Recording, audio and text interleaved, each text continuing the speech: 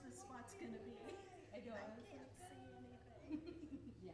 No, he thought of that already. Of course.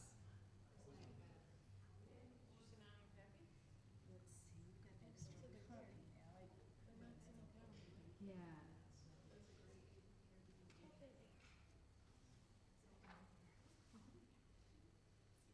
All right.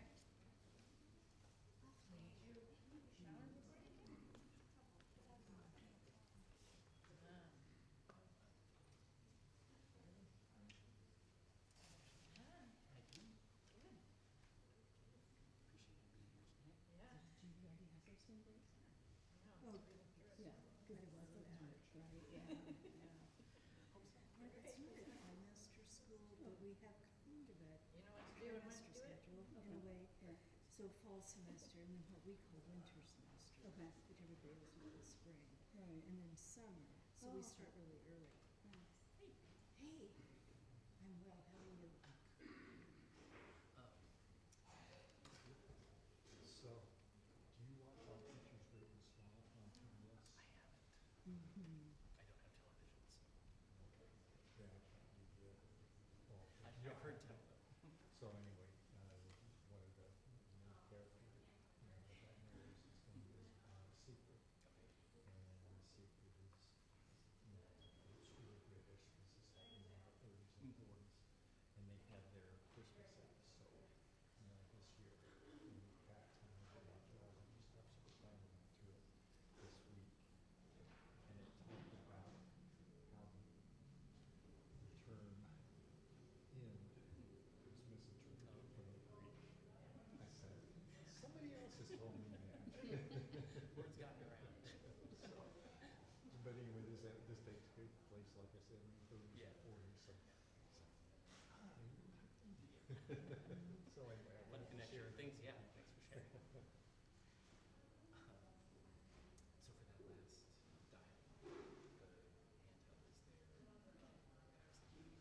So for that last dialogue, the handheld is there. I was thinking Eric can grab it from the altar for that dialogue and pass the mic back and forth for that. And then when you finish, instead of putting it back up here, just sit in the first pew. Because then all of us want to extinguish that last candle. Because when you're done, we're done. So, yeah. Any questions about any of the other aspects of the service?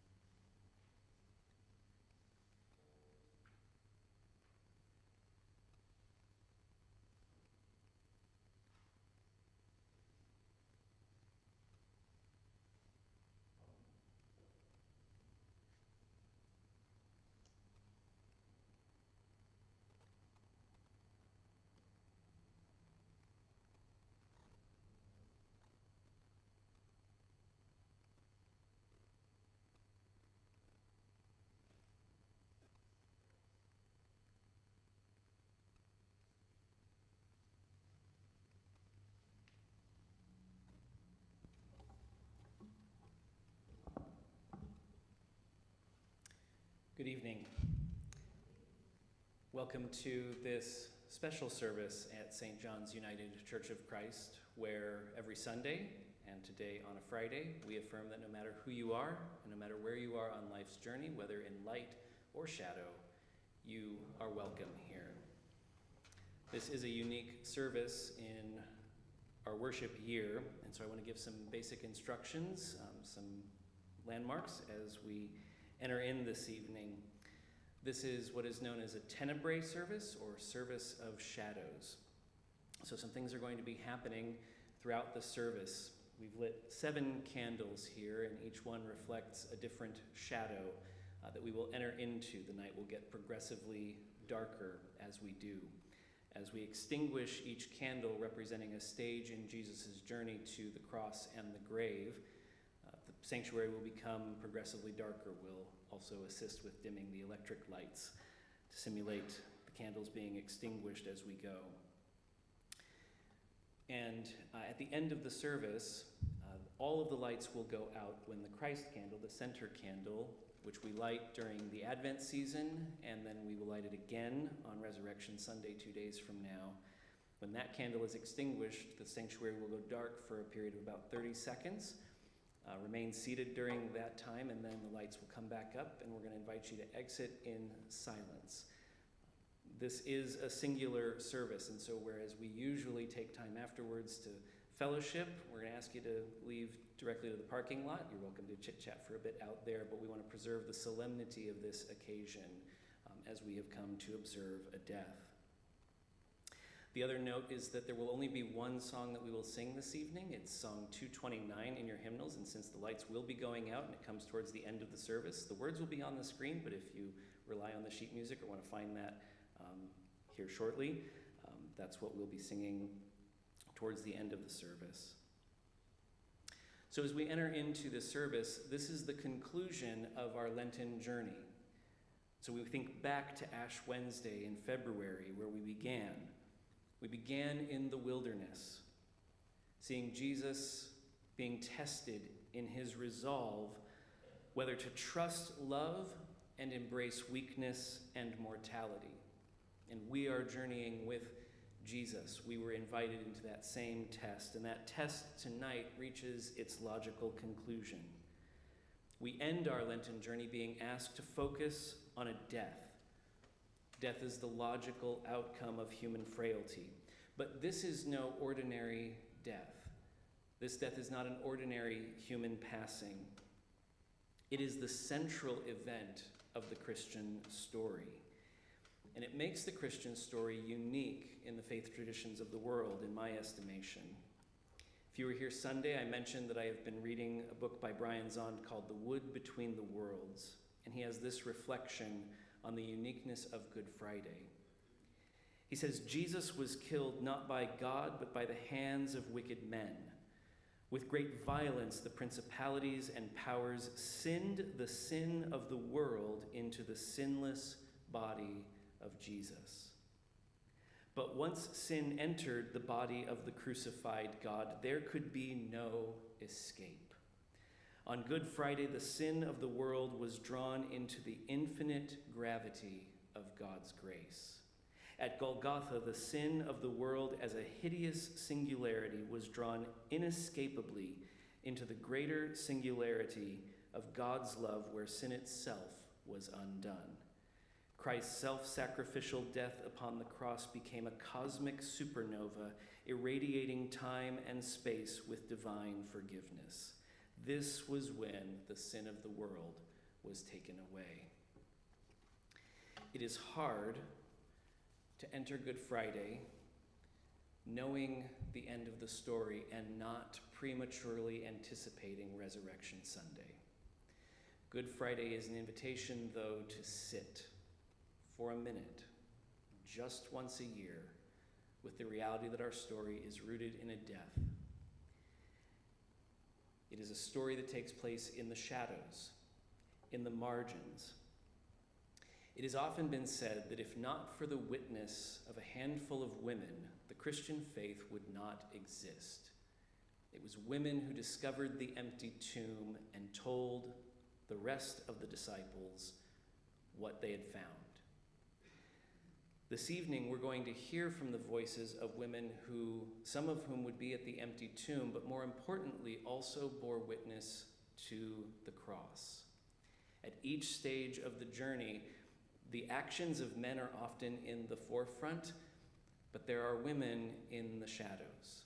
And so this evening, we're going to hear the witness of those women from the shadows as we walk the road to the cross with Jesus. From the Gospel of Matthew.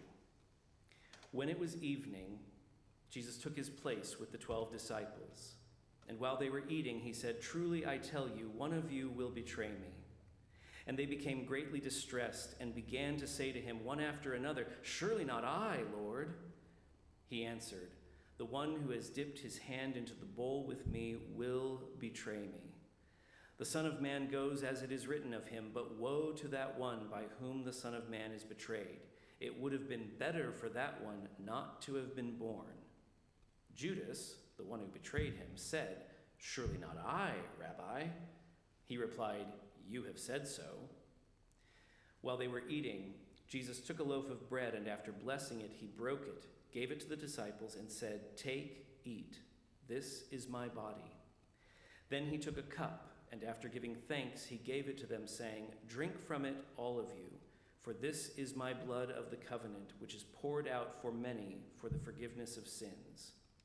I tell you, I will never again drink of this fruit of the vine until the day when I drink it anew with you in my Father's kingdom." When they had sung the hymn, they went out to the Mount of Olives. Then Jesus said to them, "You will all fall away because of me this night, for it is written, I will strike the shepherd, and the sheep of the flock will be scattered. But after I am raised up, I will go ahead of you to Galilee." Peter said to him, "Even if all fall away because of you, I will never fall away." Jesus said to him, "Truly I tell you, this very night, before the cock crows, you will deny me 3 times." Peter said to him, "Even though I must die with you, I will not deny you." And so said all the disciples. Hear now the witness of Mary of Bethany.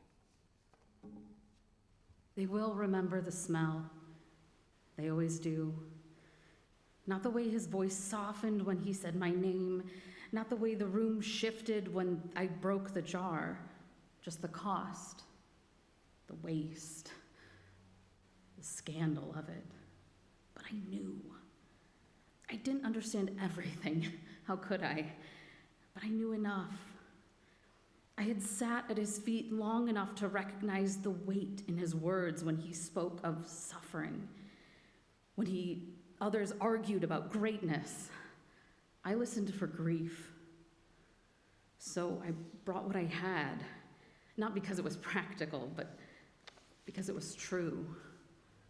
They scolded me, even his friends. "Why this waste?" they said. But he defended me. He said I was preparing him for burial. Burial. Even now, they do not hear it. At the table tonight, they argue, they promise, they swear loyalty, but I have already said goodbye in the only language I had: extravagance. Love that does not count the cost. When they scatter, when darkness comes, I wonder if the scent will linger on him. If even in death, he will carry with him the memory that at least one of us believed in him.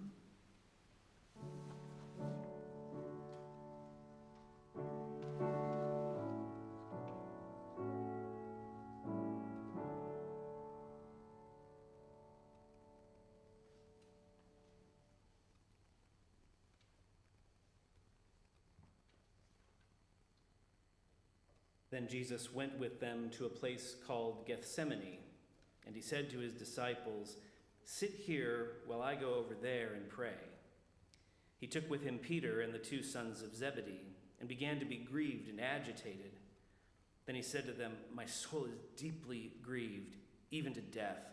Remain here and stay awake with me."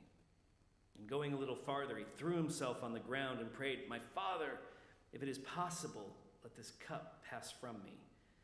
Yet not what I want, but what you want." Then he came to the disciples and found them sleeping, and he said to Peter, "So, could you not stay awake with me 1 hour? Stay awake and pray that you might not come into the time of trial. The spirit indeed is willing, but the flesh is weak." Again he went away for the second time and prayed, "My Father, if this cannot pass unless I drink it, your will be done." Again he came and found them sleeping, for their eyes were heavy. So leaving them again, he went away and prayed for the third time, saying the same words. Then he came to the disciples and said to them, "Are you still sleeping and taking your rest? Now the hour is at hand, and the Son of Man is betrayed into the hands of sinners. Get up, let us be going. Look, my betrayer is at hand." Hear now the witness of the mother of James and John. They asked me once to speak for them.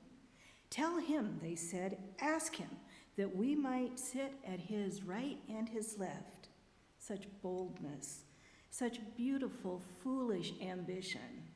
And I asked. I did. He looked at me, not unkindly, and said, "You do not know what you are asking." Tonight I think I understand. They told me he went apart to pray, and then he fell to the ground, and that he asked if it were possible for the cup to pass. The cup. I had imagined thrones, glory, victory, but he was speaking of suffering. And my sons, my brave sons, could not even stay awake. I wanted greatness for them, but now I see to stand near him is not to be lifted high. It is to remain when everything in you wants to flee. I do not know if they will learn this. I do not know if I will. But the places at his right and left, they're not seats of honor. They are places of cost.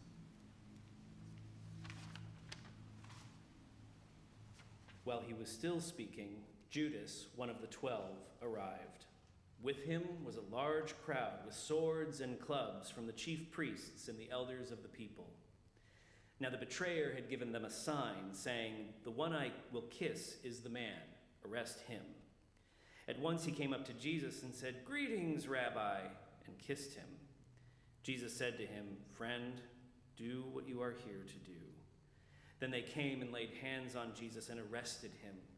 Suddenly one of those with Jesus put his hand on his sword, drew it, and struck the slave of the high priest, cutting off his ear. Then Jesus said to him, "Put your sword back in its place, for all who take the sword will die by the sword.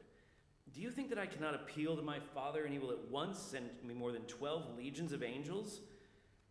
But how then would the scriptures be fulfilled which say it must happen in this way?" At that hour Jesus said to the crowds, "Have you come out with swords and clubs to arrest me as though I were a rebel?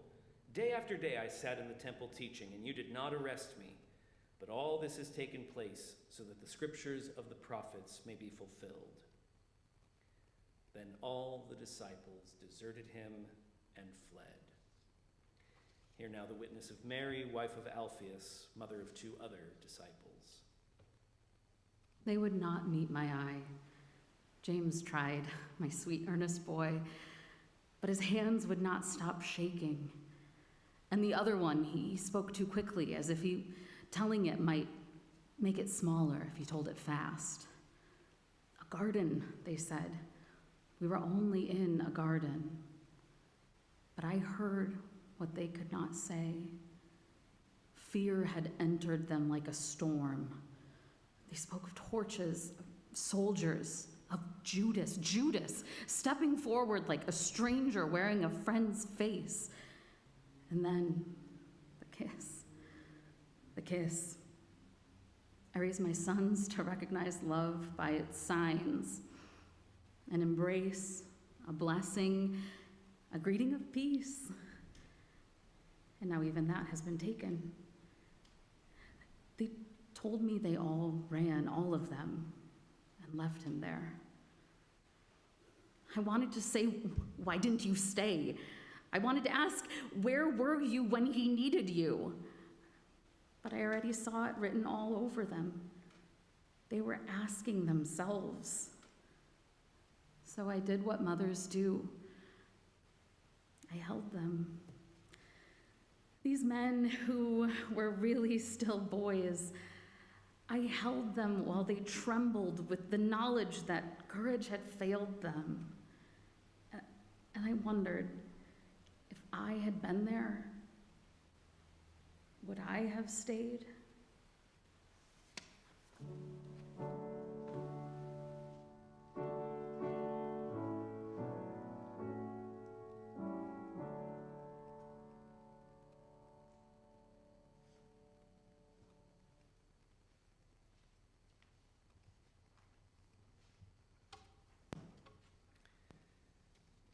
Those who had arrested Jesus took him to Caiaphas the high priest, where the scribes and the elders had gathered. But Peter was following him at a distance, as far as the courtyard of the high priest. And going inside, he sat with the guards in order to see how this would end. Now the chief priests and the whole council were looking for false testimony against Jesus, so that they might put him to death. But they found none, though many false witnesses came forward. At last, two came forward and said, "This fellow said, 'I'm able to destroy the temple of God and to build it in 3 days.' The high priest stood up and said, 'Have you no answer? What is it that they testify against you?' But Jesus was silent.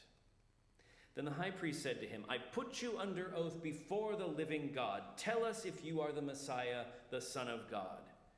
Jesus said to him, 'You have said so. But I tell you, from now on you will see the Son of Man seated at the right hand of power and coming on the clouds of heaven.' Then the high priest tore his clothes and said, 'He has blasphemed. Why do we still need witnesses? You have now heard his blasphemy. What do you think?' They answered, 'He deserves death.'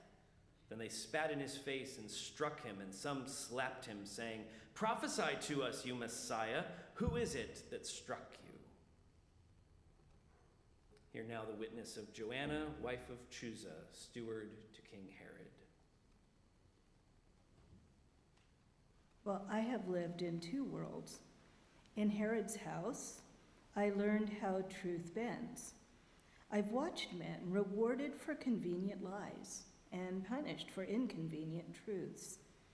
Power doesn't ask what is real, it asks what is useful.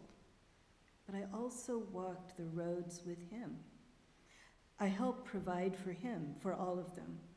I heard him teach in open fields, watched him touch those no one else would touch. I've seen what happens when truth is not bent, but spoken plainly. So I saw what they were doing to him. I recognized it immediately. The false witnesses, the urgency, the performance of righteousness. I've seen this before, but not like this, because this time I know the man they are accusing. He remained silent. That does not surprise me. He never fought for himself the way others do, never shaped the truth to make it safer. He spoke it and let it stand, even now. And I stand in between these worlds, close enough to power to understand what is happening, and close enough to him to know what is wrong. In Herod's courts, truth is fragile.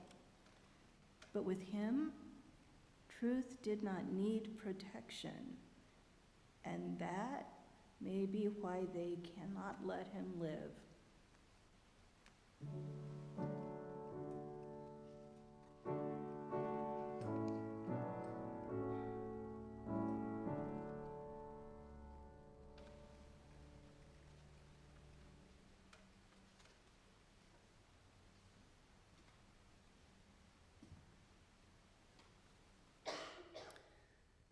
Now Peter was sitting outside in the courtyard.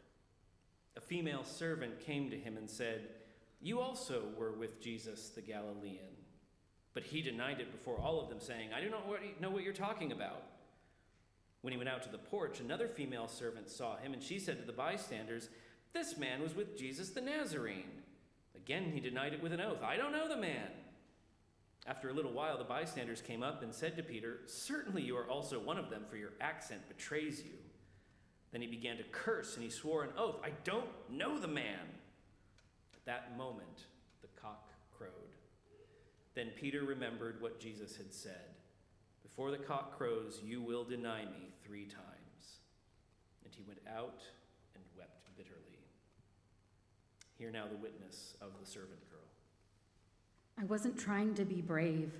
I wasn't trying to change anything. I just recognized him. That's all. Faces blur when you serve long enough. People come and go, and you learn not to see too closely.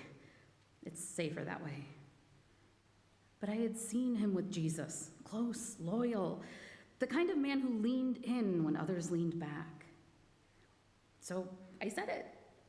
Simple, observing, you were with him. And everything fell apart. He denied it so quickly.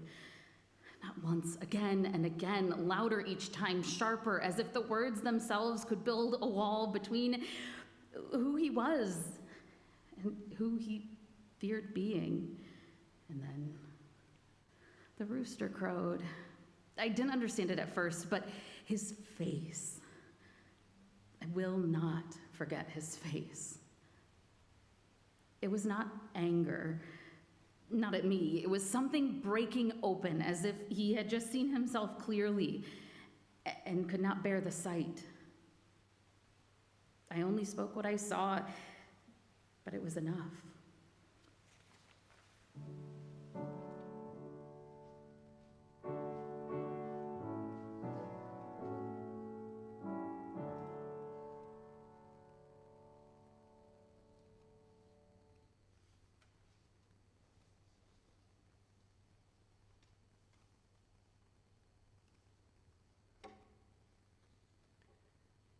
When morning came, all the chief priests and the elders of the people conferred together against Jesus in order to bring about his death.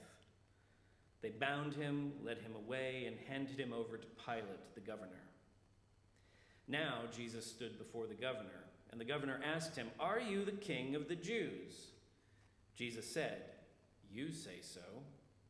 But when he was accused by the chief priests and elders, he did not answer. Then Pilate said to him, "Do you not hear how many accusations they make against you?" But he gave him no answer, not even to a single charge, so that the governor was greatly amazed. Now at the festival, the governor was accustomed to release a prisoner to the crowd, anyone whom they wanted. At that time, they had a notorious prisoner called Barabbas. So after they had gathered, Pilate said to them, "Whom do you want me to release to you? Barabbas or Jesus, who is called the Messiah?" For he realized that it was out of jealousy that they had handed him over. While he was sitting on the judgment seat, his wife sent word to him, "Have nothing to do with that innocent man, for today I have suffered a great deal because of a dream about him."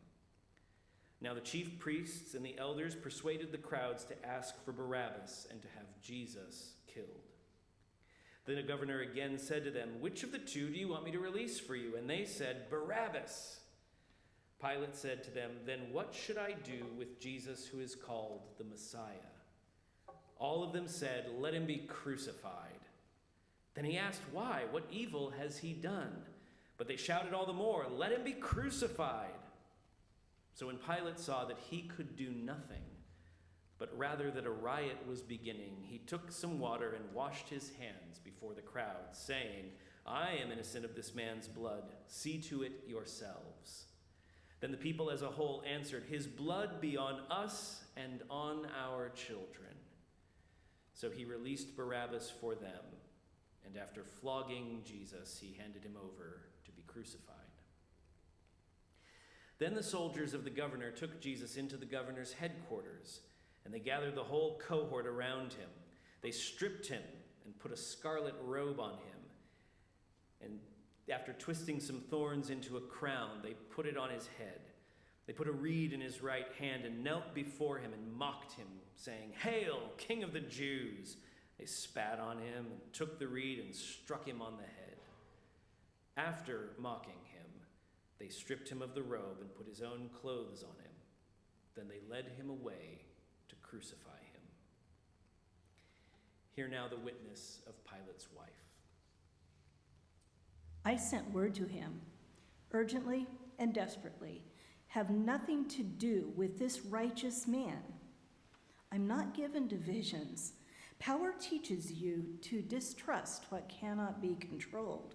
But this dream, it clung to me. Suffering, and not his alone, entangled, as if to touch him even in judgment was to step into something vast and terrible. My husband is a practical man.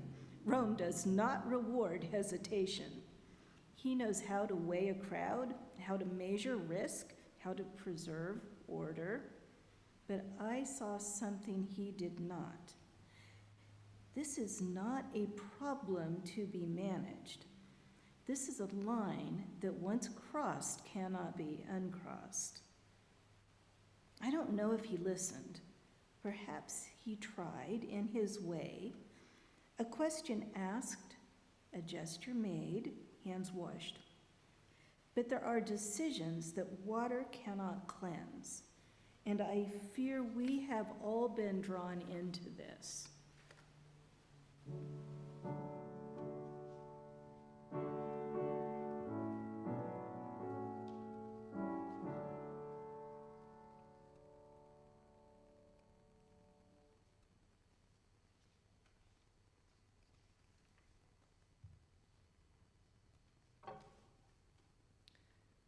As they went out, they came upon a man from Cyrene named Simon.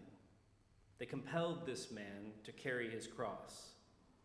And when they came to a place called Golgotha, which means place of the skull, they offered him wine to drink, mixed with gall. But when he tasted it, he would not drink it.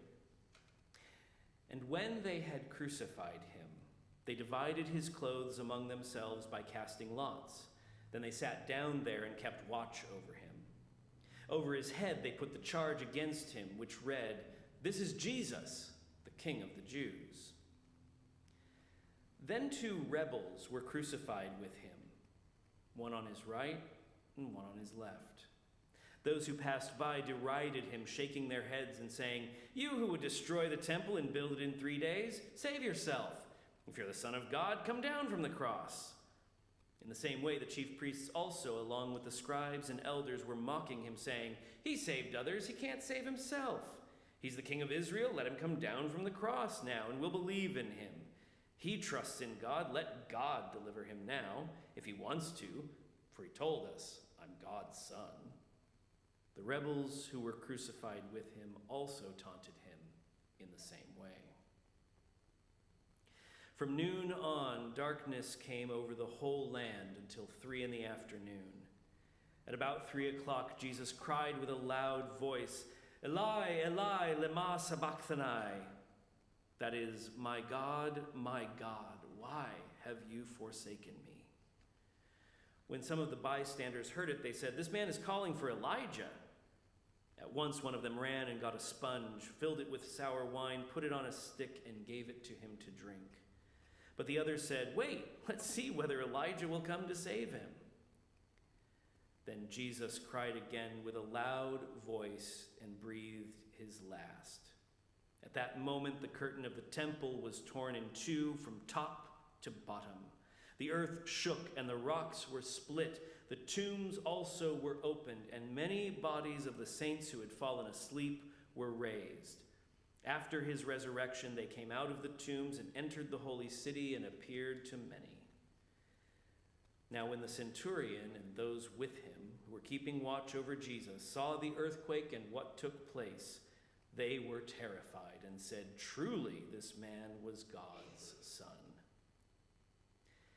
Many women were also there, looking on from a distance. They had followed Jesus from Galilee, ministering to him.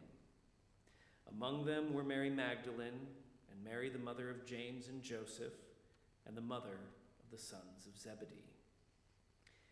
Hear now the witness of Mary Magdalene and Mary the mother of Jesus. We stayed. That is what I remember most. Not courage, not understanding, just staying. The others had reasons. Fear is not nothing. It speaks loudly and with good arguments. But something in me would not let me leave. I'd been seen by him once, truly seen, called back into myself when I was lost beyond naming. So where else would I go? The sky darkened, the earth trembled, and still we stayed. His voice when it came was not the voice that called me by name. It was raw, torn from somewhere deeper than breath, and then silence. I've known silence before, the kind that empties you, the kind that takes, but this felt different, as if the silence itself was waiting. I do not understand it, but I will not leave it.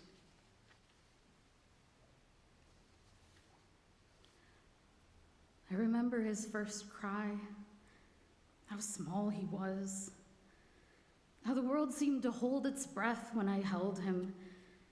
And now, this. No mother should outlive her child. No mother should watch the life she carried poured out before her. They told me who he was. Angel, promise, Savior. But I knew him as my son. My son. God, remember him.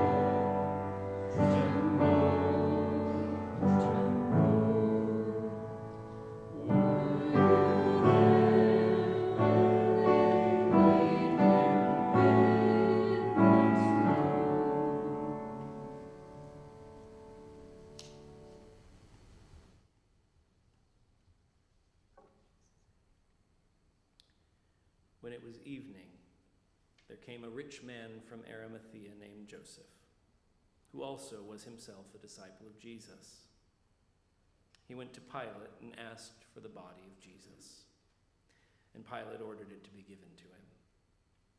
So Joseph took the body, wrapped it in a clean linen cloth, and laid it in his new tomb, which he had hewn in the rock. He then rolled a great stone to the door of the tomb and went away. Mary Magdalene and the other Mary were there, sitting opposite the tomb. Hear now their testimony.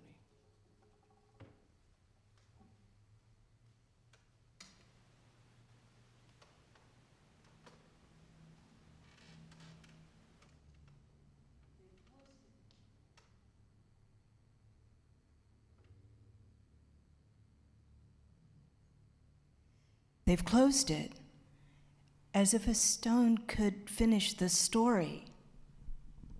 It finishes something. Yes, but not what he began. We will come back after the Sabbath with spices.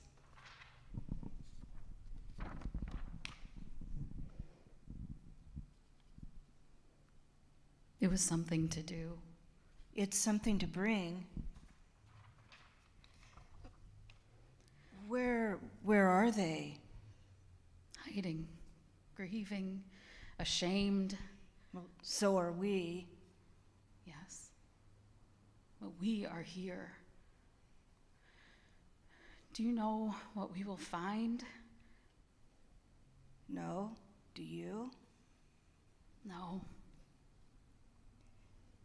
Then we will come anyway. Yes. We will come anyway.